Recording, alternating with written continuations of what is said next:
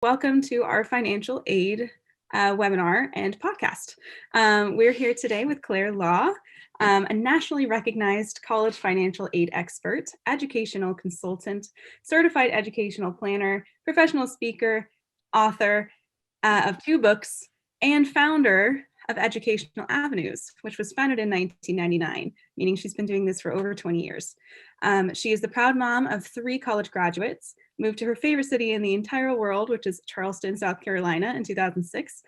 And now she's the instructor for navigating the financial aid network at UC Irvine, where she teaches IECs how to help families navigate the financial aid process.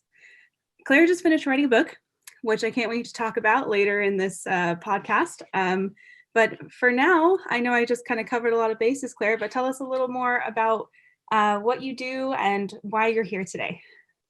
Thank you so much for that generous introduction. And also, thank you to our listeners for taking the time to listen to this podcast. And Amanda, I want you to introduce yourself. You are from Strive to Learn, and you were in my class. Yeah. So my name is Amanda. I'm a college counselor at Strive to Learn tutoring. I have been a college counselor there for a couple of years and have had several different types of students, but I'm still learning along with the best of them. So that's why we have Claire here with us today. I'm also a tutor for test prep and subjects of all sorts. So today we're talking about the college journey, but you might hear me talking about something else another day. And today we're going to be talking about a specific point in the financial aid journey. So if you're listening to this, I hope that you can find yourself in the position where you are being accepted to colleges and receiving financial aid packages. So typically that's a spring of senior year, not of junior year, when you will be receiving these packages, and you might be getting these letters in the mail or on your portal, and you're not totally sure what you are doing with them or even how to read them. So that's why we have Claire here today to give us some tips and talk us through the process, because ultimately this is going to be a huge factor in the decision of where you're going to go to college. You want to make sure it's affordable for you, as well as fulfilling and intriguing and exciting and all of those other things. So that is the place that we are today. So very good wrap up. Very good. And again, just backing up a little bit, we are assuming that students have applied to college, have chosen their majors with a view to what careers the majors might lead to.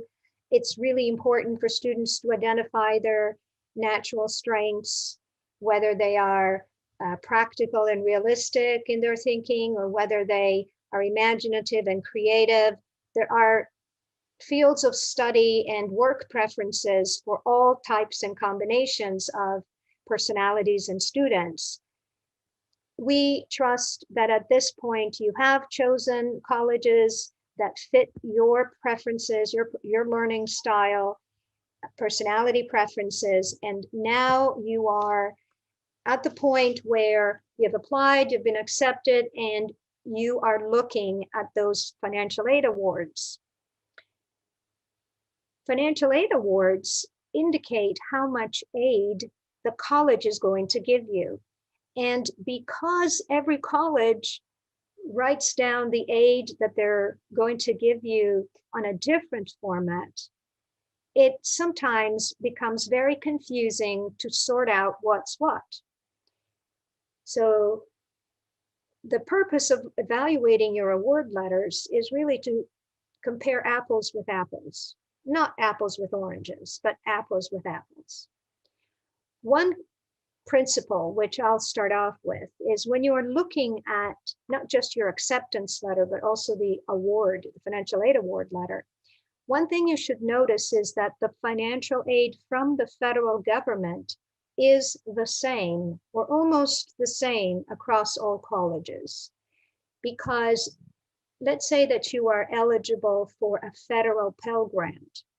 If you are eligible for a federal Pell Grant for $2,133, you should be eligible for the same amount at all colleges. If you are eligible for work study, you may and may not be, simply because a college may not have enough work study jobs. But certainly if you're eligible for a subsidized portion of the direct loan, that should be available to you no matter where you go to school. So what I'm saying to you is that the federal aid is portable to any college. It's your aid. It's federal aid to which you are entitled to and eligible to receive because of your parents' income tax return, because your parents' financial situation, and has nothing to do with your grades and test scores. Federal financial aid, the free portion, is given to students who demonstrate a great deal of financial need. Now, if you didn't get the Pell Grant, it means that your financial situation was not at or below the poverty line. So, but you're still eligible to receive federal loans. Students are eligible to receive $5,500 in federal student loans in first year. That amount you can take anywhere. You can spend it at any college. Frankly, it's not aid that the university or college is giving you. That's aid that you're eligible to receive, and you can take that anywhere you go, anywhere that accepts you.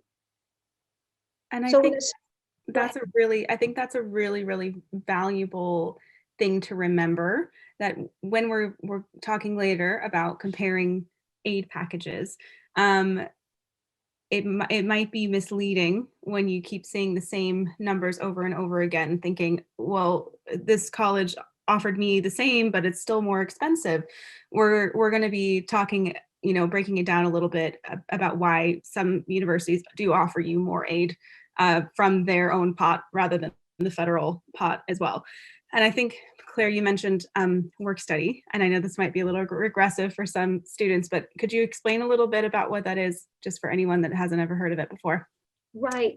And it's a very good question, because it's the term work study is thrown out there, but there's federal work study, which means the government is giving the college some money to employ you.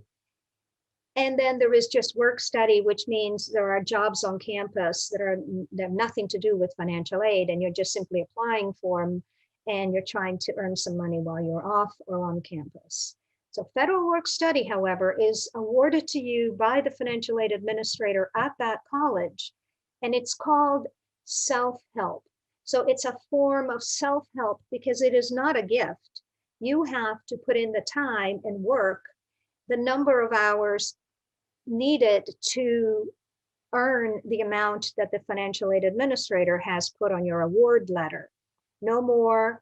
If you don't find a job, then that's just an offer that didn't pan out. So as soon as you register, you get to college, you got to go to the work study table and try to sign up for jobs that are classified as work study. And the other caveat that many students don't know is you don't get more work study than what the financial aid administrator has awarded you.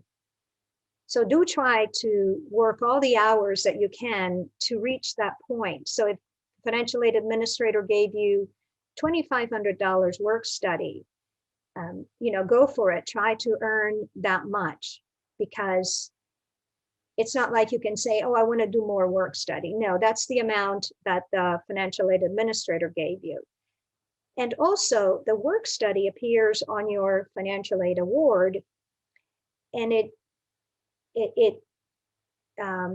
it's deducted from your cost of attendance, which is your overall cost.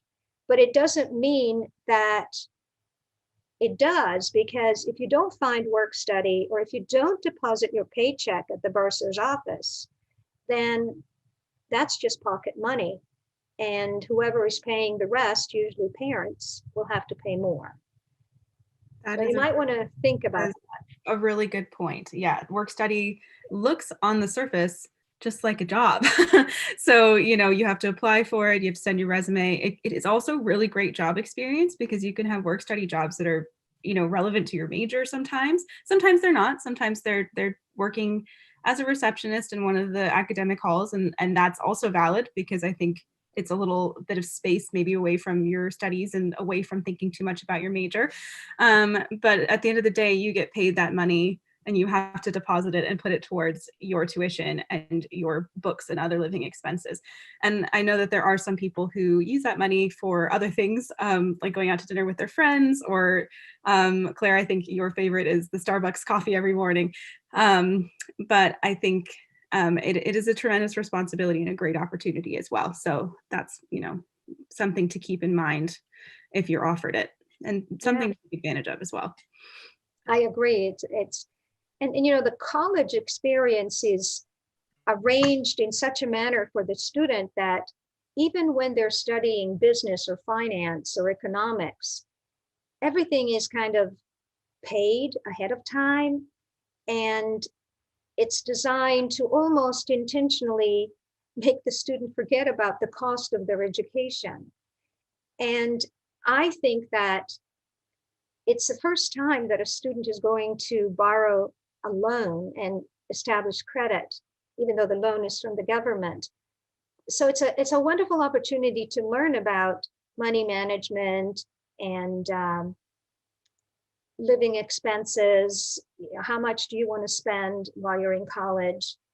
And if it isn't explained to you, or if you fail to grasp your financial situation, then it's easy to kind of go through the college experience and graduating with $30,000 in student loans, and it might come as a shock that you have to pay $400 a month to pay them back for 10 years. That's 120 payments. So I tell my students to pay down the interest on their $5,500 loan in first year.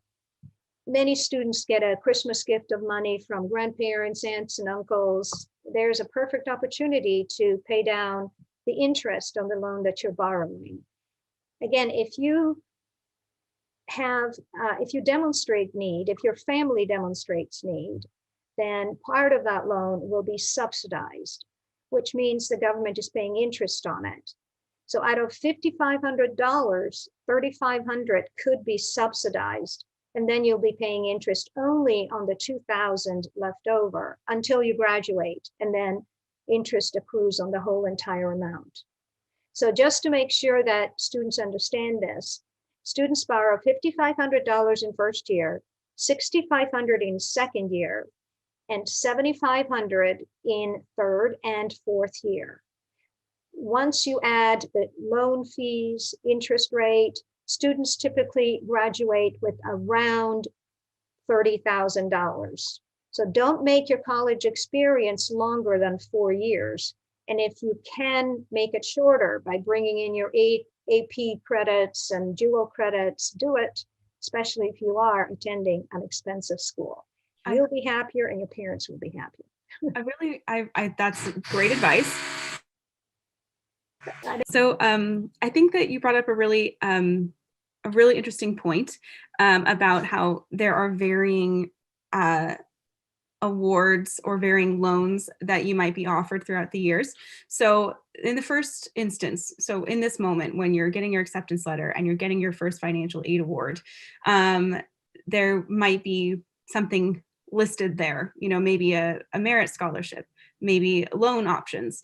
And I think what you said about how every year it varies and the amount that you can borrow or the amount that you're offered in merit aid is a really important topic that most students don't know. Can you maybe break that down a little bit more about the other variables that you might have? Sure. So the federal aid consists mainly of loans. And if the family demonstrates need, part of those loans will be subsidized. Now, the award package will also include the scholarship that was offered to the student when the student was admitted. Many students receive award letters in essence when they're admitted. So you'll get a letter from Goucher, Juniata, whatever liberal arts college or university you're applying to. And it'll say, welcome. We're so happy that you applied. We want you to come. You're admitted. And here is a scholarship for you for $15,000. Come to our college. We want you. That $15,000 that you saw in the admission letter, you will now see it in the award letter, probably broken down by semester if the school is on semester. So 7,500 in first semester, and the other 7,500 will be dispersed in second semester.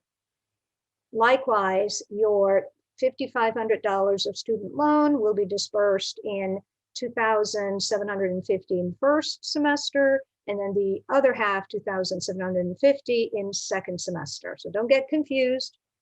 The amount of federal aid and your scholarship will be divvied up by the number of semesters or trimesters that your college is on.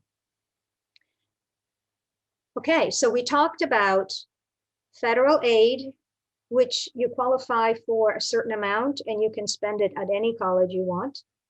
Then there is merit aid, and that's a variable that you as a student can definitely control by getting good grades, maybe taking the standardized tests a couple of times so that you can get the best scores you can. And those are ways for you to shave off the cost of college. I have a question about merit aid before you move on. So is merit aid the same at every university? Or would some universities offer you more merit aid and other universities offer you less, depending on their student pool? Yeah, the second is the right answer, as you know. I know that. Yeah, you're a college counselor. You know that darn well. Yes, that I if do. a student, so for example, a student, let's talk about Jessica. Jessica could apply to her in-state flagship institution, which typically they're selective, like UMass Amherst, UVA, UNC Chapel Hill, all of the flagships, University of Michigan, University of Vermont, University of New Hampshire. These are all fairly selective schools. They don't have a lot of merit scholarship to give out. And their scholarships tend to be smaller if they have them. So it's more likely that you could get a departmental scholarship than one at the admissions level. However, if the tuition is very high, especially private schools will discount them by giving you a sizable scholarship. For instance, you could be a 3.5 GPA out of 4 with 19 ACT and still get a $15,000 scholarship at some of the smaller liberal arts colleges that don't have a big name recognition. It doesn't mean you'll earn less. You learn just as much, if not more, because you get a lot of individualized attention. But these smaller colleges have upped their tuition, and so they can discount it a lot more. So you have to, again, compare apples with apples. Your in-state institution may not give you as big a discount through your scholarship, but the starting cost of attendance is lower than a private institution, which by necessity will discount more and therefore will cost nearly as much or even less than your in-state institution. Again, it depends on which school you're applying to. But I tell my students, good grades and test scores are like money in the bank when you go to college. And I encourage everyone to do the best work that they're capable of doing while they're in high school. Don't you agree, Amanda? Yes, that is amazing insight. Thank you very much. So we were going through a couple of different things that you had already talked about and sort of where we were going next before I so rudely interrupted you with that question. So we are kind of moving through the process.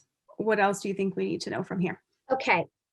What students need to know is that they are considered dependent on their parents.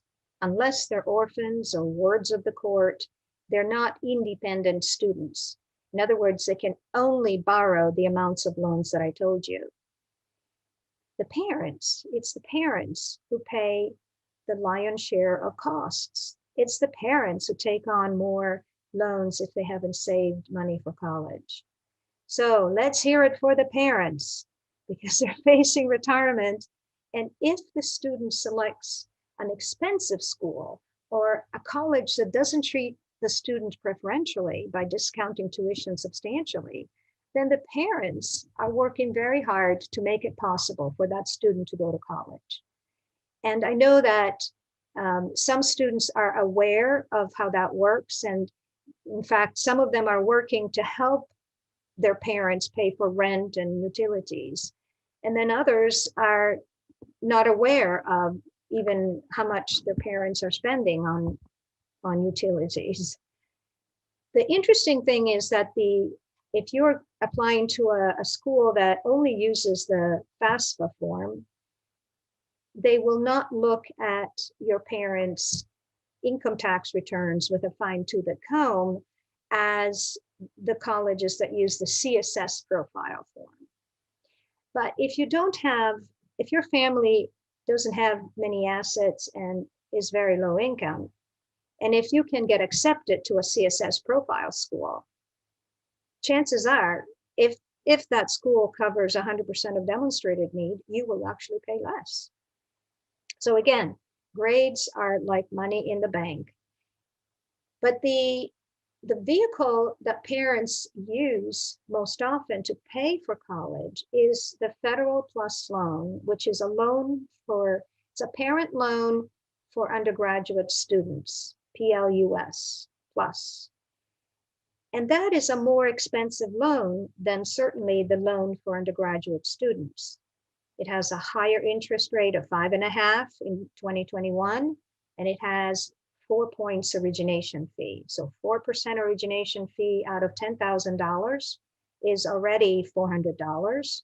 And then you have a 5%, 5.5%. So you then have the daily accrual of interest, and it gets to be an expensive loan. So if you are aware that your parents have a limited income and you want to help your parents not go into debt, then try to select a school that costs less for you. And you will know that by looking at your financial aid award. By looking at your financial aid award, you need to transfer those awards, the loans, grants, scholarships, and parent loans onto a form that will allow you to compare apples with apples. So for example, if you were to go online and look for the college financing plan, just type in college financing plan, and you will get a website with a form that shows you what an award letter should look like. It was designed by the federal government for the colleges to use, but they're bad boys, they're not using it. So what you want to do is you want to print that out and enter the awards that you've been given by each college. So if you have 3 award letters, print 3 college financing plans so that you can put them down on the table and enter the awards. And you will notice very quickly that the questions are, what is the cost of attendance for the upcoming year? Some colleges don't even tell you that. Well, then you can call and ask them. It will probably be 3 to 5% more than they charged this year. But you want to add tuition, room and board, loan fees, cost of transportation, cost of books and supplies, etc. Once you have the cost of attendance, you want to subtract all the gift aid, not loans, all the gift aid, such as your scholarship that was given to you in your admissions letter, and your Pell Grant, if there was one, or any grant that the institution gave you, unless the institution gave you a grant that's contingent upon your living in the residence halls for all 4 years. So that's not, it's a kind of tongue-in-cheek grant. So I wouldn't put that on the college financing plan. Then you subtract the cost of attendance from your gift aid, and that is your net cost. That is your out-of-pocket cost, and that does not include the loans. Then you can look at how many loans you are supposed to take out in order to pay the balance. And that is how you assess how much it'll cost you to go to college, and you will compare apples with apples. How much will it cost you to go to college A versus B versus C? And never including the loans, because loans are obligations that you have to pay back. Whether you or your parents, you will at the most pay back $5,500 after first year, but your parents could be paying a lot more. And so you might want to be aware of that and have a conversation with your parents to see how they feel about borrowing $20,000, $30,000.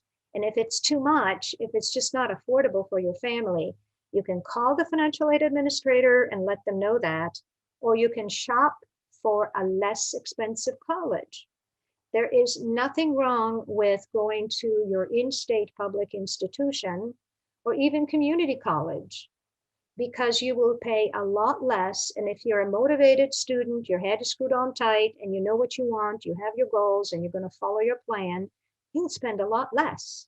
In fact, Amanda and I were just talking the other day at our college experience, how I went to a four-year college that cost a lot of money for my family, when I could have easily gone to the community college and picked up more skill there and then transferred after 2 years. I could have saved myself a bundle. And I probably would have grown into a more mature and secure person by doing that.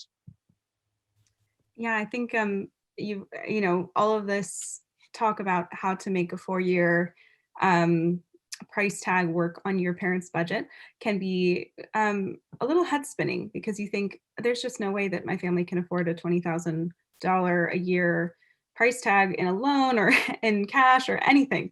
And I definitely have to say that community college can be a really great option. And I know that's not always what people want to do when they set out on their application journey, especially when you have the applications come in as accepted and you're like, oh my gosh, I really want to go to UCLA. I just really want to do it.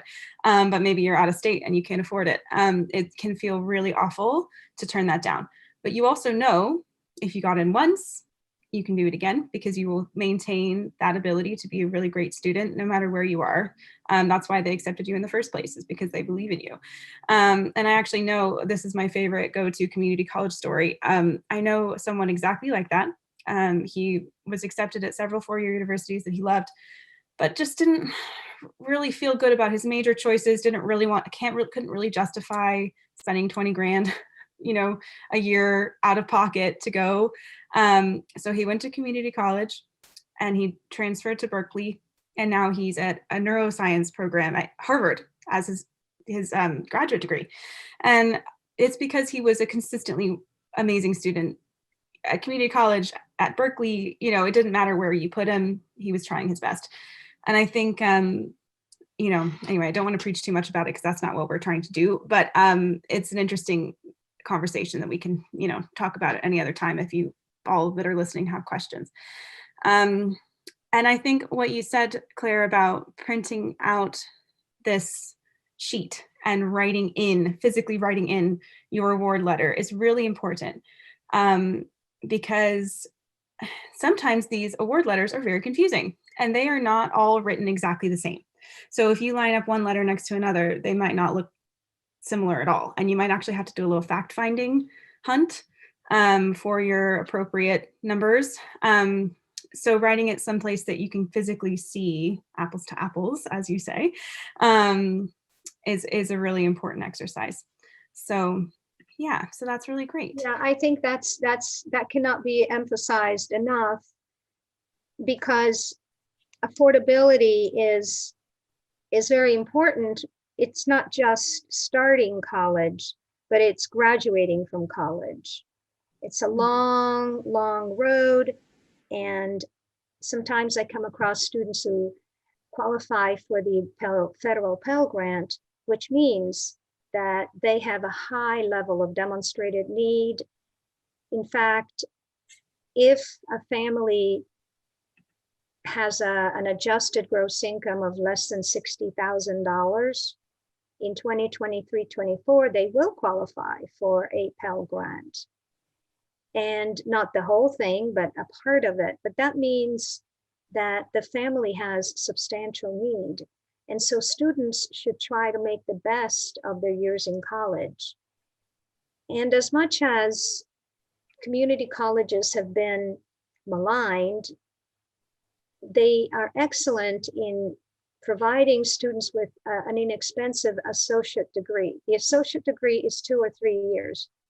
And if you were to get an associate degree in nursing, you would be able to get a BSN, which is the bachelor's in nursing, or even a master's in nursing from that program. In fact, here in Charleston, South Carolina, the Medical University of South Carolina has a master's degree program for nurses, and they prefer to accept students from the 2-year community college because it offers more hands-on practical training. They have more labs, they have actual patients that the students can practice on. And so they're more prepared for MSN, which is the master's in nursing. I think that the community colleges are maligned because there are students who are there to pick up credits, and maybe they're there just because they didn't get into a college and they have to build up their GPA. But the truth is, if you get into some of their associates of arts or design or mechanics or engineering, you will get a very good education. And then you can transfer and go on to where you want. The key is to not break the budget and go broke in your first or second year of college. It's where you graduate from. And like I said, college is designed to just have you pay at the beginning and then sail off into the sunset, have fun. But it's really important for students to take control of the process and talk with their parents about it and really assess the price value relationship. What am I really getting out of this? Because some students are trying to go to highly selective schools because they think that when they graduate, it'll be easier to find a high-paying job.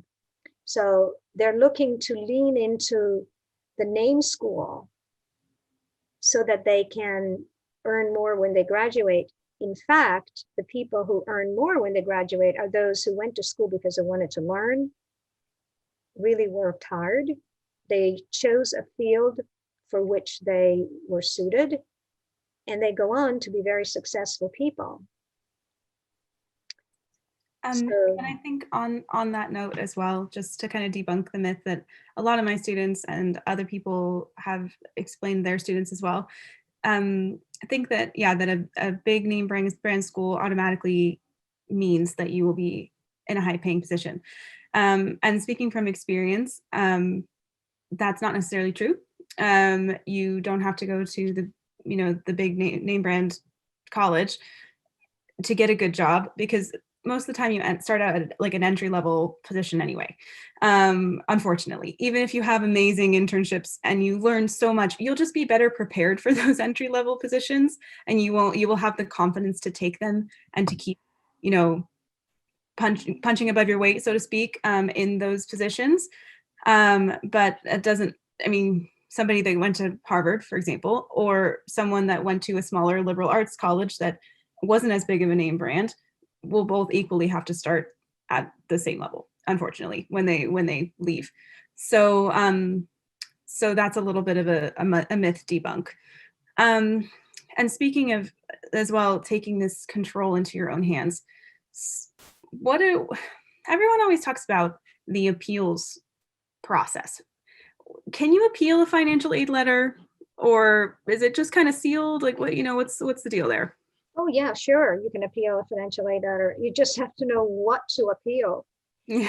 So you can't just show up and say, I don't like this, I want more money. one of the things you need to know is what is the minimum amount that, given your parents and your family's income and assets, your family's financial situation, what is that amount that you would be expected to pay from your own resources? And so it's called an expected family contribution, and soon to change its name to Student Aid Index. If you go onto a website and launch a browser and type in EFC Calculator, the College Board will pop up a page that's called EFC Calculator. And you can click on federal methodology and institutional methodology. And then you and your parents can enter all the information as accurately as you can. And at the end, it'll tell you your expected family contribution. This means that your family is expected to come up with a certain amount to contribute, because colleges, well, the formulas behind the forms are based on the four-legged stool: student income, student asset, parent income, parent assets. A percentage of these is put together, and that's your expected contribution. So you shouldn't make the mistake. Don't go to the financial aid administrator asking them to pay your expected contribution. They will not. That's something that you and your parents should have saved up. And if you haven't saved it, then you can borrow, you'll be given a loan. But don't make the egregious mistake of showing up asking for that amount, which, according to the formulas, you should have been saving for yourself. So what you're saying is, yes, you can appeal it, but just become prepared with already knowing how much you qualify for, and how much the FAFSA that you filled out, way back when, last fall, hopefully, basically said that you qualify for. And that's not always something people really want to hear, because I think it's a little bit heart-wrenching to be like, oh, this is it. This is all I get. But it is important to know, especially if you're listening to this and you're actually not a senior yet, looking at your award letters and you're just learning, just to know that when you're building your college list, you do have to keep in mind that you have a certain amount of aid that you are entitled to, and that there's not a ton of wiggle room beyond that, other than private scholarships, what you can apply for outside of the FAFSA and the university itself. Right. So once you have your expected contribution, you and your parents have an amount that you need to pay for yourselves, then the college is likely to have given you a scholarship, which will further reduce your net cost. And then, is there a gap between the federal aid and any aid the college gave you and the scholarship? So add up your expected contribution, your scholarship, and any other aid that the school gave you. They might have given you $1,000 of need-based scholarship, for instance. Add all that up. How far is that from the full cost of attendance? Let's say that adds up to $15,000 and the cost of attendance is $30,000. You still have $15,000 in there. That is a gap. Let's say your EFC is $10,000 and your scholarship is $5,000. Now you have $15,000, but the cost of attendance is $30,000. So you have a gap of $15,000. Even after you pay $5,000, even after your family pays $10,000, there is a gap of $15,000. So you have to figure out if your parents can do it. And if they can't, just move on to a cheaper school. Don't take any debts that you don't think you can pay off. And unfortunately, the most unprepared and unaware student is likely to say, oh, I don't care how much it costs. I definitely want to go to NYU or UCLA or whatever. It's whatever hot school pops into your mind. And that is when students get starstruck or, blinded by a name school. And that's when you have to go back to the college financing sheet, look at it realistically, not through wishful thinking, and take a good look at it and decide, okay, I'm going to work in the summer, I'm going to earn X amount. My parents are going to work extra, maybe take a second job. They're going to earn extra X amount. And what is there left to pay? So do those calculations, because when it's all said and done, you don't want to graduate from college with too much debt. I mean, we have $1.7 trillion in outstanding student loans. Somebody out there started college thinking they could pay them back in a jiffy, and yet they haven't. A lot of people. And something else to keep in mind as well. So I think one of the terms that we've mentioned a few times is the cost of attendance. And in order to kind of figure out that gap and to fill out the sheet that we were talking about earlier, just to remind you, you can find the cost of attendance on every school's website. So if you go to UCLA's website, there will be a cost of attendance. And even because cost of attendance has so much to do with physically where the school is located, every campus is different. Even if, like, for example, UC's, the University of California, has the same tuition, room and board is going to be different, cost of books is going to be different. So definitely take a look at that, just as a reminder, for anyone that is doing a little digging into your actual costs. And they're pretty accurate for the most part. I mean, I think there's things that you can't always predict, such as, concerts or whatever else fun things. But as we were talking about earlier, this is a really great time for families to talk, maybe for the first time, about a budget for your spending. And I think it's a great soft landing into the real world, because you can talk to your parents about what is a reasonable amount of money to spend on fun or clothes or extra stuff. And it can be kind of awkward. I think that, students don't always talk about it amongst themselves. So it can be kind of uncomfortable to say, oh, my budget's only $80 for like the whole week. But I think that it's also a really good exercise, because there will always be differing opinions on what, your friends are doing versus you. So this is it's a really good, even if you are not super concerned about the gap, or even if your decision-making process isn't 100% hinging on how much you're going to have to pay out of pocket for university, it's still a really great conversation to be having with your family about long-term spending and long-term saving and year-on-year budgeting as well. So that was my little aside about I mean, things you can learn. I think it's good for them to do a budget. The college calls the cost of attendance the student budget. When my students go to college, they call their budget their spending money, their pocket money after they've gone out. Or now today's students are getting smarter. They are buying used textbooks, they're downloading them from the internet, or they may go to the library, because the library of the college has to maintain 2 copies of textbooks per course. And some students are able to go to the library and find their study group. They borrow the textbooks and then they don't have to buy them.